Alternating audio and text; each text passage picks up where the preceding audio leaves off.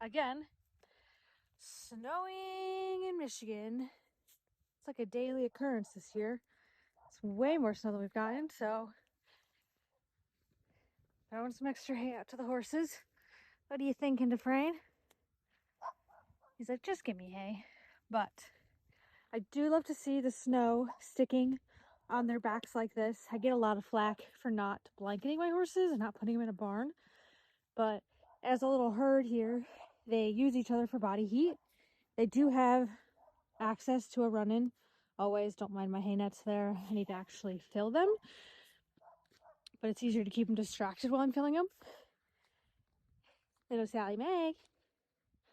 What do you think, Miss Thing? Even you can see her blanket of snow is starting to get onto her back. But when the blankets, or when the snow sticks to their back and becomes more of like a blanket, it means that they're staying insulated well. And I like to see it. Now, I check them every day, even though they don't have blankets on. I do check them every single day to make sure they're not shivering, to make sure they're nice and warm underneath anything that I see wet. I make sure they're warm underneath. And you can see how fluffy they are, which is nice. So you don't need to necessarily blanket. It is in the 20s today, so it's also not freezing cold. I live on a pretty big hill, so they have a chance to block from the wind. Even with the open run and shelter, they could stand on the other side if the wind's coming that way. They always have access to water. I like them to always have access to hay, and they stay nice and warm. Yeah, they don't really have issues, but luckily the boys are 15, Sally's 10, and they don't really have health issues.